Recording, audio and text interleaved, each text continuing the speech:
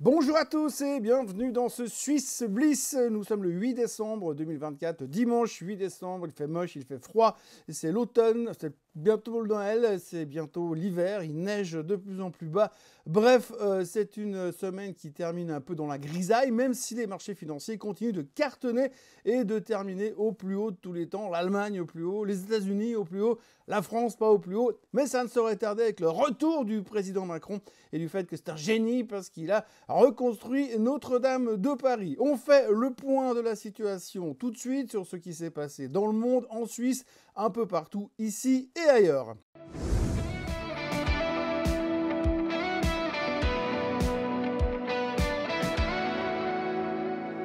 La première chose qu'il faut retenir, bien sûr, c'est la bullish attitude du marché. On n'a jamais été aussi bullish dans l'histoire de l'investissement. Les gens sont méga motivés. Plus personne n'a aucun doute sur le fait qu'on va aller beaucoup plus haut. Et pour l'instant, eh bien, rien ne nous arrête. Alors, comme je l'ai dit à moult reprises, il est évident que ce genre de situation est encourageante, mais quand même inquiétante, parce que finalement, on ne peut pas imaginer que les marchés puissent continuer à monter sans arrêt, sans jamais revenir un tout petit peu, et sans jamais s'arrêter, sachant que quand même, et si on creuse un peu dans le tissu économico, macroéconomico surtout, eh bien, on se rend compte que c'est pas non plus l'euphorie générale, et que pour l'instant, eh bien, on voit, comme d'habitude, depuis pas mal de mois, déjà, le verre à moitié plein, et on ne fait absolument pas cas de ce qu'il se passe ailleurs dans l'économie. Et donc pour l'instant, tout va bien. La bullish attitude est parmi nous et il n'y a rien à craindre. L'autre sujet de la semaine, bien sûr, c'est le Bitcoin qui a passé les 100 000 $. Alors, on ne va pas revenir dessus parce qu'on a déjà beaucoup abordé la chose, mais il faut quand même le signaler. C'est un milestone, c'est une zone importante pour les marchés puisque psychologiquement, on a passé des niveaux qu'on ne pensait quasiment pas possible il y a quelques années. Et aujourd'hui, le fait d'avoir passé ces 100 000, eh bien, tout le monde est convaincu que ça va continuer encore et encore. Alors, il est vrai que les décisions de Donald Trump de nommer Atkins à la tête de la SEC, il y a quelqu'un qui est plutôt pro-crypto, a bien motivé tout le monde et on voit que ça continue de marcher relativement bien. On a encore vu une très belle performance du Dogecoin cette semaine également. Donc finalement, tout le monde s'y retrouve et le Bitcoin eh bien, continue de tutoyer les 100 000 $. Pour l'instant, on est un tout petit peu en dessous. Mais visiblement, c'est pas très grave parce que c'est juste une question de temps pour qu'on reparte en direction de... Je crois que grosso modo, statistiquement, les gens s'attendent à voir du 126 000 avant la fin du mois. C'est en tout cas ce que disent les statistiques. Ça vaut ce que ça vaut, mais c'est les mêmes statistiques qui avaient dit que Donald Trump serait président. Et puis donc, record sur les indices américains. Encore une fois, une semaine de plus. Alors ça continue de cartonner, les performances sont spectaculaires. Plus personne ne se pose aucune question. Comme je vous l'ai dit, bullish attitude dans tous les sens. C'est absolument génial. Ce qu'il faudra surtout retenir cette semaine, c'est le retour des Magnificent Seven.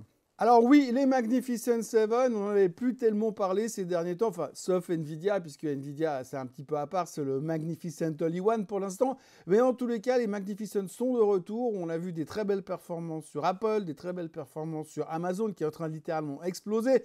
On a une pensée émue pour monsieur Jeff Bezos qui va passer un joli Noël. Et puis, on a Microsoft qui repart à la hausse, Meta qui est au plus haut de tous les temps. Donc voilà, le retour des Magnificent Seven est acté. Et c'est aussi ça qui a permis à l'indice américain, aux indices américains, mais au Nasdaq en particulier, de terminer au plus haut de tous les temps. Donc on reste là aussi dans quelque chose d'extrêmement optimiste. Encore une fois, la tech permet au marché de continuer à monter, à pulvériser de nouveaux records. Donc tout va très bien.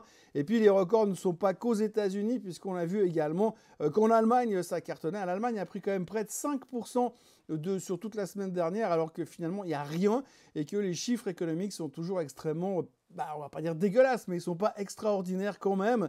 Et on voit que l'Allemagne ne va pas vraiment dans la bonne direction. D'ailleurs, pas mal de personnes se demandent si on n'est pas en train d'aller dans la direction de la récession sur l'Allemagne. Ça commence à chuchoter à droite à gauche. Quand on voit les expectations de GDP l'année prochaine, ça risque d'être quand même vachement compliqué au niveau de l'Allemagne. Mais c'est pas grave, puisque comme je vous le disais, le DAX a quand même pris plus de 5% sur la semaine, donc record historique. Et puis qu'est-ce qui va bien en Allemagne? Juste pour savoir, pas grand-chose.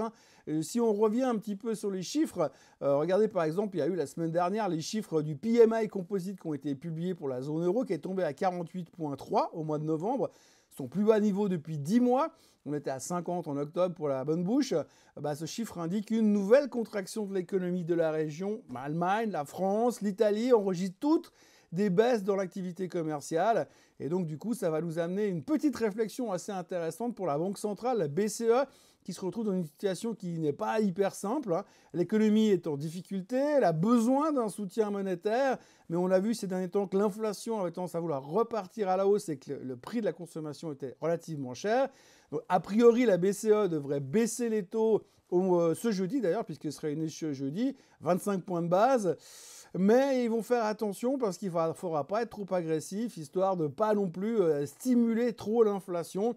Donc vraiment, c'est pas simple ce qui est en train de se passer en Europe et ce sera vraiment le gros challenge de la semaine pour la BCE parce que ça aura des conséquences pour l'année 2025. Et puis, en France, bien sûr, on a le retour de l'enfant prodigue, hein, Emmanuel Macron qui a inauguré la Notre-Dame de Paris hier. Et alors depuis, c'est le retour du champion du monde français. Donc tout le monde félicite parce qu'il a réussi à réunir tout le monde à Notre-Dame. Bref, après l'échec de l'effondrement du gouvernement la semaine dernière, on est quand même scotché de voir comment le CAC 40 s'est bien comporté. Visiblement, zéro stress, une confiance totale en ce qui va se passer en France, une confiance totale vis-à-vis du nouveau gouvernement qui va se pointer. Et puis, tout ira bien dans le meilleur des mondes de toute façon.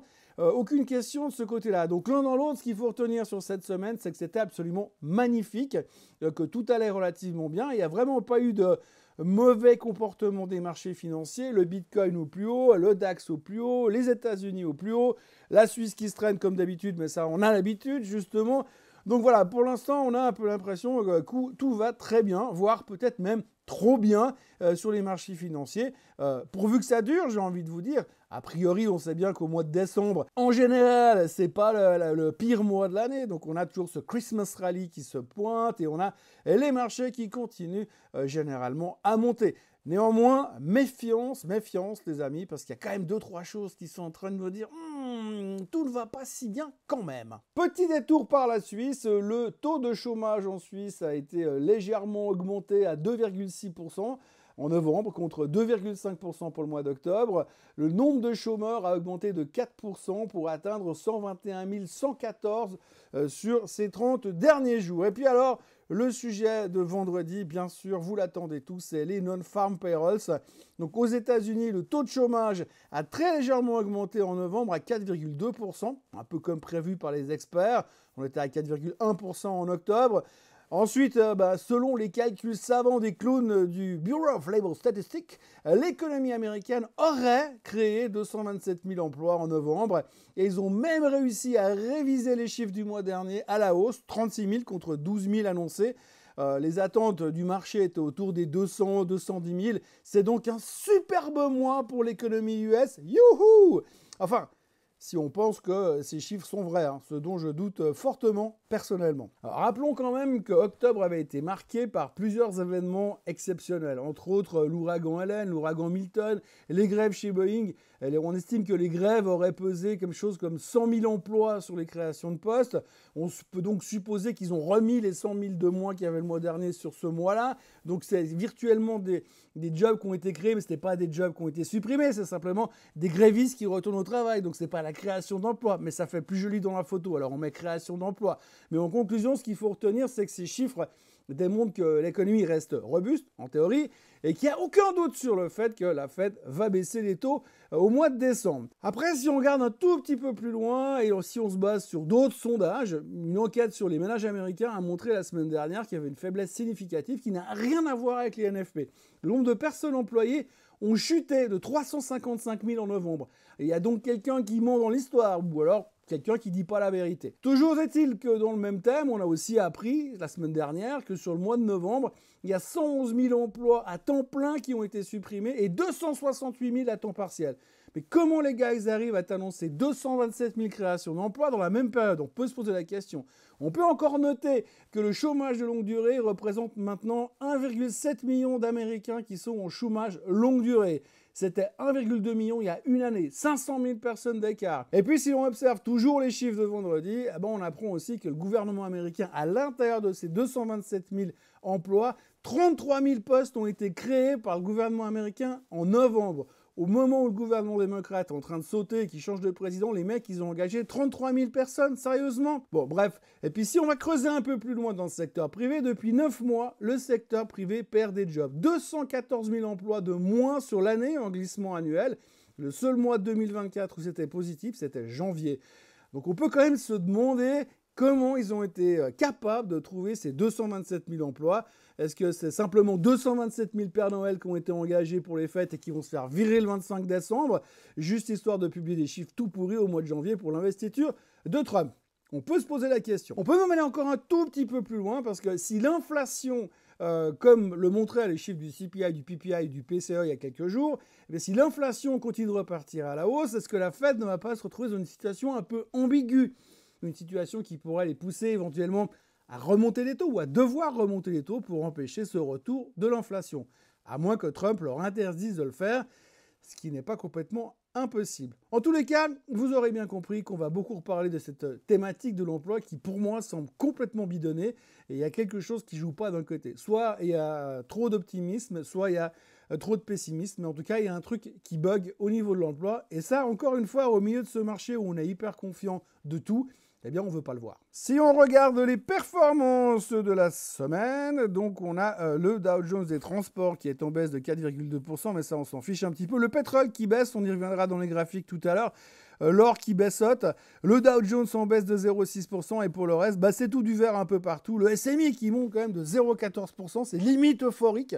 Le S&P 500 qui reprend 0,96% et qui est au plus haut de tous les temps. Le Nikkei en hausse de 25%. La Chine et Shanghai, enfin la Chine et Hong Kong, pardon, qu'il faut quand même retenir parce que on voit que les deux indices repartent de pratiquement 2,3%. On l'a vu aussi dans les chiffres qui ont été publiés ces derniers temps. L'économie chinoise semble donner des signes de vie. Il y aura beaucoup de chiffres économiques qui seront publiés lundi et mardi en Chine qui seront très importants. Et en fonction de ça, on pourra commencer peut-être à parler de recovery sur la Chine. Justement, recovery qu'on attend depuis bien longtemps, surtout dans le secteur du luxe. On va y revenir dans quelques instants à propos de Richemont et du reste. Le Bitcoin est bien sûr plus de 2,47%. On est au plus haut de tous les temps. On ne se pose plus de questions. Le CAC 40 plus 2,65 alors qu'ils viennent de faire exploser leur gouvernement. Et puis le retour du Semiconductor Index plus 2,73%. On va voir ça sur les graphiques dans quelques instants. Ça va mieux. C'est un soulagement. Je vous ai dit plusieurs fois que c'était vraiment quelque chose qu'il fallait se méfier. Eh bien, pour l'instant, ça va un petit peu mieux du côté des semis. On dira merci aux résultats canonissimes de Marvell qui ont été annoncés cette semaine. Et puis le Nasdaq, comme je vous le disais en ouverture, eh bien le retour des Magnificent Seven fait qu'aujourd'hui, on reprend 3,3% sur la semaine sur le Nasdaq. Et puis l'Allemagne, c'est du délire absolu. Et j'ai toujours pas compris pourquoi. Sur la Suisse, Richemont prend 7% sur la semaine. Vous voyez qu'on a aussi Logitech qui reprend 4,6%. Swiss Life qui était en baisse, on va y revenir. Novartis qui perd 3,7%. Ça ne nous aide pas à monter tout ça. Roche qui reprend 0,59% sur la semaine. Et puis le reste, eh bien, c'est anecdotique, j'ai envie de dire, puisqu'il ne se passe pas grand-chose sur les marchés. Mais vous voyez encore une fois nos trois compères. Novartis, moins 3,7, Nestlé, moins 0,94 et Roche, plus 0,59. C'est pas comme ça qu'on va aller récupérer les 12 500, 13 000 sur le SMI.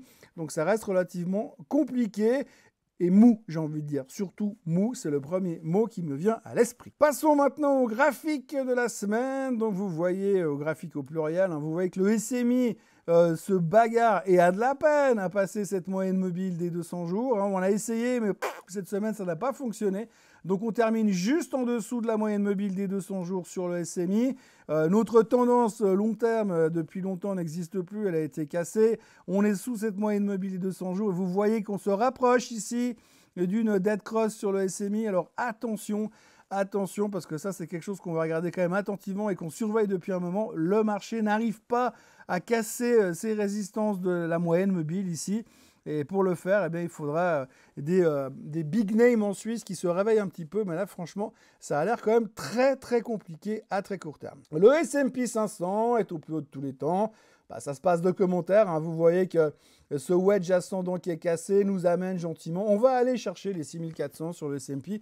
Je pense qu'ils vont être capables de nous faire ça d'ici la fin de l'année. Si ils nous font notre magnifique rallye de fin d'année, 2-3 bonnes nouvelles par-ci par-là, et hop, on est pratiquement à 6400 sur le S&P 500. Pour l'instant, la tendance est là.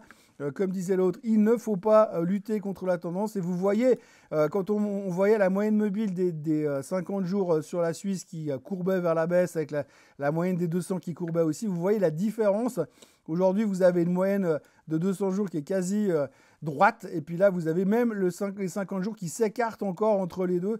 Donc ça veut dire qu'on est en train d'accélérer encore à la hausse sur le S&P 500. Donc tout va bien pour l'indice américain. Le Nasdaq 100, bah voilà, je vous l'ai dit, les Magnificent Seven, hein, accélération, explosion, on a tout pété à la hausse, record historique. Voilà, il n'y a rien qui nous arrête. Là, pareil, hein, vous voyez aussi que la moyenne mobile des 200 jours et des 50 s'écarte encore. Donc là aussi, on est en phase d'accélération. Je ne sais pas combien de temps ça va durer parce que je vous le dis toujours depuis pas mal de temps, on est dans une phase euphorique et c'est difficile de savoir quand est-ce que l'euphorie se termine. Mais prudence quand même. Enfin, néanmoins, pour l'instant, c'est vertical à la hausse. On ne va pas non plus aller contre le vent. Le semi-conducteur index, alors je vous l'ai dit, ça rebondit un peu sur la semaine. On n'est pas encore complètement sorti du bois. Vous voyez qu'on a buté sur la moyenne mobile des 50 jours et on est repassé en dessous. Mais par contre, on s'est éloigné de la moyenne mobile des 200. On a une tendance, une résistance qui passe par ici, qu'il va falloir casser. Hein. Donc le challenge pour le SOX Index, ce sera d'aller casser les grosso modo, on va dire qu'il faudrait qu'on casse les 5275 pour se dire ok c'est bon, on est dehors du bois. Pour l'instant, on n'est que à 5069, donc il y a encore un bout de chemin à faire. Mais ça va un peu mieux, je vous l'ai dit, grâce aux résultats de Marvell, on en a parlé dans un des Morning Bull de cette semaine. Le graphique délirant de la semaine, regardez-moi ça. Vous avez un pays où tout ralentit, la confiance du consommateur est au plus bas, le business confidence est au plus bas, la politique allemande est en train d'exploser puisque Scholz est en train de perdre le pouvoir et probablement qu'il va devoir rendre le pouvoir à la droite. Donc instabilité politique, dépression économique, dépression des gens, baisse de la consommation, licenciement en masse. Et vous avez le DAX qui est à 20 384 au plus haut de tous les temps et qui défie les lois de la gravité. Et donc voilà, je ne sais pas quand c'est que ça va s'arrêter. Je ne sais pas à quel moment on va prendre conscience qu'on est en train d'acheter un truc qui n'est pas forcément justifié. Mais enfin bref, pour l'instant, comme disait l'autre, il ne faut pas aller contre la tendance. Là, c'est plus une tendance, hein, c'est plutôt vertical. Et on dit toujours les arbres ne montent pas au ciel. Et bien visiblement, en Allemagne, les arbres, ils peuvent aller au ciel. Le CAC 40, alors là, c'est juste démentiel. Vous voyez un pays qui n'a plus de gouvernement, un pays qui n'a plus de leadership, un pays qui continue à montrer des chiffres économiques qui ne sont pas spectaculaires, un pays qui en a ras-le-bol de l'ensemble de la classe politique. Et malgré tout, sur la semaine, vous arriverez quand même à voir une explosion du CAC 40 qui rebondit pratiquement depuis les plus bas. Donc on a fait un reversal la semaine dernière ici. Et puis depuis, alors qu'on sait que on savait que le gouvernement allait tomber, le gouvernement est tombé, et on continue de monter, on termine au plus haut de la semaine, on casse la moyenne mobile des 50 jours, et bien la semaine prochaine, il ne reste plus qu'à aller chercher la moyenne mobile des 200, puis après, qui sait, aller rechercher les plus hauts qui se situeraient par là. Mais alors franchement, c'est là où vous vous dites, peut-être que les gens ont trop joué la baisse de la France, ont trop joué le short évident. Et finalement, il y a eu, comme il n'y a pas eu de réaction aussi violente que ça, parce que tout le monde se dit que de toute façon foutu pour foutu, eh bien, il n'y a pas grand-chose à espérer. On sait qu'ils vont avoir un gouvernement fantoche ces prochains temps. On sait que leur président était un pervers narcissique manipulateur. Mais enfin, mis à part ça, on sait qu'il n'y a plus grand-chose à attendre du côté français. Quand vous lisez la presse du week-end, tout le monde est content parce que Macron a inauguré Notre-Dame de Paris. Ok, je vois pas le rapport avec la choucroute de l'économie, mais enfin bref, peu importe. La France va bien, le CAC 40 va bien, et vu que l'Allemagne monte sur pas grand-chose, il n'y a pas de raison qu'eux fassent pareil. L'or qui ne fait pas grand-chose et qui continue de consolider, on va dire, en dessous de sa moyenne mobile des 50 jours, mais c'est extrêmement soporifique pour l'instant. Le pétrole qui revient sur les bas du range, hein, vous voyez ce fameux range dont je vous parle depuis un moment, avec un bas dans la zone des 66,5, 67, on revient chercher en bas. On regarde toujours un peu les tensions au Moyen-Orient. Vous avez vu qu'apparemment Bachar el-Assad a fui la Syrie, donc pas sûr qu'il y ait des grosses conséquences au niveau du baril, mais l'OPEP a laissé entendre qu'ils n'allaient pas rouvrir les vannes tout soudain, mais qu'ils allaient quand même le faire dans le courant 2025. Donc du coup, pour l'instant, il y a une petite faiblesse sur le baril. Attention à toute cassure de ce support hein, dans la zone des 66,5, on va dire, si le baril casse les 66,5, on va s'ouvrir la porte à toutes les fenêtres sur le pétrole. Et puis, je vous le montre encore une fois, le Bitcoin. Voilà, donc le Bitcoin, ce matin, là où je vous parle, on est à 99 300. On est repassé en dessous des 100 000. Vous voyez qu'il y a eu la semaine dernière, on en a parlé dans le Morning Bull, une grosse journée de volatilité ici, avec pas mal de dégagements, mais finalement, on a quand même repris la tendance. Pour l'instant, on n'a pas l'impression que les gens aient vraiment envie d'aller massivement short sur le Bitcoin pour l'instant. Mais enfin, voyons comment ça se traite. Tout est possible. Pour l'instant, la tendance est bien établie sur le Bitcoin. Et puis, comme je vous le disais, hein, il y a des probabilités. Les gens sont hyper confiants sur le fait que ça va aller plus haut. Alors vous me direz, oui, mais quand il y a trop de gens confiants, c'est peut-être pas forcément la réalité. Oui, effectivement, le problème, c'est que quand vous regardez le marché en lui-même, eh bien là aussi, vous avez quand même pas mal de gens qui sont hyper bullish. Donc là aussi, trop de gens bullish, mais c'est pas grave, ça continue de monter. Période d'euphorie. C'est les fêtes de fin d'année, on est en pleine période d'euphorie, alors on ne va pas aller contre tout cela. On revient sur la Suisse avec les vedettes de la semaine. Alors chez Holcim tout d'abord, le géant des matériaux de construction a annoncé la vente de ses parts dans le groupe Lafarge Africa, qui est basé au Nigeria. Au cimentier chinois Yuexin Cement. Alors Morgan Stanley a relevé l'objectif de cours sur Holcim avec un overweight. Alors l'analyste pense que l'action pourrait partir à la hausse parce que les flux de trésorerie s'améliorent, ils réduisent la dette. Bref, grosso modo, pas mal de bonnes nouvelles sur Holcim. Alors perso, j'ai jamais réussi à traiter cette action, mais enfin bref, c'était pas trop mal pour eux la semaine dernière. Comme vous le voyez sur la nouvelle et sur les upgrades, on a bricolé un peu à la hausse. Pour l'instant, on bute quand même sur la résistance des 92,50 sur Holcim. Il faudra voir si on arrive à passer par-dessus. En attendant, on devrait rester dans ce range très serré entre 86,70 et 92,50 pour le cimentier. Mais encore une fois, je vais vous dire que dans ma carrière, c'est le titre où je me suis systématiquement planté quand j'ai voulu faire quelque chose dessus. Donc, je ne vais pas non plus m'attarder sur la question. Et chez Swiss Life, on a annoncé de nouveaux objectifs pour la prochaine période. Alors, c'est une période qui s'étend de 2025 à 2027. Dans la continuité du plan précédent, les nouvelles valeurs qui ont été annoncées par Swiss Life, eh bien, c'est d'atteindre leurs objectifs d'eux-mêmes, c'est-à-dire sans faire d'acquisition. Donc, ils n'ont visiblement pas prévu de faire d'acquisition sur 3 ans. Ça n'a pas vraiment plu au marché puisque le titre s'est effondré de 5% au moment de l'annonce. Et même si on a vu un petit rebond, ce n'était pas la meilleure semaine du monde pour Swiss Life. Alors vous voyez l'annonce, le titre qui traite à 720 et des poussières, annonce, bam, on va chercher tout en bas à 670, 50 balles plus bas et on rebondit pile poil. Ouais, des fois c'est quand même assez magique l'analyse technique parce que chaque fois on revient quand même poser sur des niveaux, 50 moyenne mobile des 200 jours, bam, rebond. Et derrière vous passez de 670 quand même à 691 en l'espace de 2 jours. Et donc voilà, pour l'instant Swiss Life, tendance qui est en train de changer. On a vu une très très belle tendance haussière depuis quelques temps et là vous voyez quand même que ça baisse, ça pêche un peu. On voit que le marché est upish, que les moyennes mobiles sont en train de s'inverser. Donc petit changement d'ambiance pour l'instant chez Swiss Life. Chez FineTool, restructuration. Alors FineTool va fermer son site allemand de Sachsenheim. Ils vont transférer une partie de leurs activités vers ceux de Vallingen et de Tokod. Jamais été en vacances là-bas, mais enfin voilà, 200 emplois seront supprimés sur les 450 chez FineTool. Un graphique qui se passe de commentaires, hein, vous voyez l'annonce n'a pas vraiment plu, mais en même temps quand vous voyez la tronche du graphique, on a juste l'impression d'un couteau qui tombe pour le moment chez FineTool. Alors eux se sont tout d'abord emparés de la plateforme d'investissement immobilier qui s'appelle Empira, montant de transaction qui n'a pas été divulgué. Et puis en même temps, dans la foulée, ils ont vendu la plateforme d'énergie renouvelable VSB Group à Total Energy pour une valeur de 1,57 milliard d'euros. Alors Partners Group, si vous regardez un peu la configuration du chart aujourd'hui, vous vous souvenez de ce que j'avais dessiné à l'époque, cette espèce de coupole qui laisse supposer que le titre va remonter violemment. On est bien remonté quand même puisqu'on a fait des plus bas à 750 et des poussières, qu'aujourd'hui on est à 1304. Et je pense que si on arrive à les casser les 1350, je pense qu'on pourra juger qu'on est en train de faire une nouvelle étape haussière qui pourrait nous ramener gentiment en direction des 1600 francs suisses sur Partners Group qui a l'air de pas mal se débrouiller en ce moment et qui font des bons deals.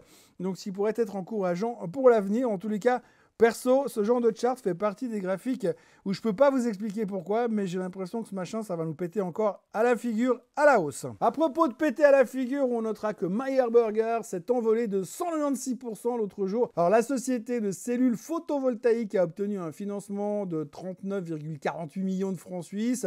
Ça devrait leur permettre de stabiliser un peu l'entreprise qui est en grande difficulté.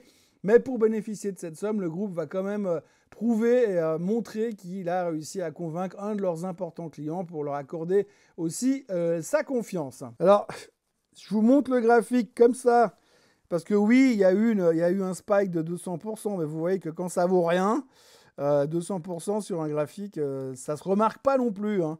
Donc vous voyez, on est passé de 0,44 au plus bas à 1,42. Donc voilà, ça, on dirait une crypto-monnaie pour l'instant, donc on va pas non plus s'emballer, mais enfin voilà, c'était quand même quelque chose de relativement positif sur Meyer Burger. On notera aussi que du côté du luxe, ça respire un peu mieux, ça va un peu mieux, entre autres chez Richemont, avec le retour de la thématique chinoise. On sait que les chiffres économiques chinois, j'en parlais au début de la vidéo, montrent quelques signes d'amélioration. On est en train de se dire que le stimulus fonctionne quand même, peut-être pas directement sur le consommateur, mais il fonctionne quand même sur l'économie chinoise, donc il y aura des développements positifs à l'avenir, on l'espère. En tout cas, on a vu cette semaine que LVMH a repris plus de 6%, L'Oréal prenait 4,5%, Kering reprenait 8% et Hermès 9,4%. C'est donc le moment, enfin pour le moment, le retour du luxe. Alors en Suisse, du coup, Richemont a repris 7% sur la semaine, alors que Swatch se faisait quand même downgrader sur la semaine par JP Morgan et par Goldman Sachs. Donc deux salles, deux ambiances du côté du luxe en Suisse. Une belle semaine pour Richemont, mais une semaine toute pourrie pour Swatch. Vous voyez Richemont qui rebondit, donc qui se fait une jolie semaine et qui casse la moyenne mobile des 50 jours et la moyenne mobile des 200 jours dans la foulée. Donc maintenant, il n'y a plus qu'à repartir vraiment sur une tendance haussière. Vous voyez que notre tendance descendante est cassée aussi. Donc, il y a l'air d'avoir un petit peu du mieux sur Richemont. Et puis, je prends LVMH parce que c'est le meilleur exemple. Vous voyez que LVMH, eux aussi, ils sont repartis un peu dans la même configuration. On est un peu dans le même, évidemment, dans le même comportement. Si vous regardez un peu là où on en est aujourd'hui, il va falloir casser à la hausse pour pouvoir se dire c'est bon, c'est reparti. Mais en tous les cas, on a l'impression que le luxe semble retrouver un petit peu des couleurs avec ce retour de la Chine. Et vous voyez le parent pauvre qui pour l'instant ne fout rien, eh bien c'est Swatch qui est toujours collé au fond du panier. Pour ce qui est de la semaine à venir, la semaine qui nous attend sera donc basée sur la BCE, qui va annoncer sa décision sur les taux dès jeudi après-midi, mais il y aura aussi le PPI japonais, le CPI, le PPI chinois le même jour, ça ce sera lundi, et puis il y aura le trade balance chinois encore le mardi, puis mardi, il faudra aussi noter qu'il y aura le CPI en Allemagne, et ensuite dès mercredi, on va attaquer avec le CPI et le PPI mercredi-jeudi aux USA, et puis les banquiers centraux américains seront sous black period, ils n'auront rien le droit de dire avant le meeting de la Fed qui est prévu, je le rappelle, encore une fois, le 17 et 18 décembre.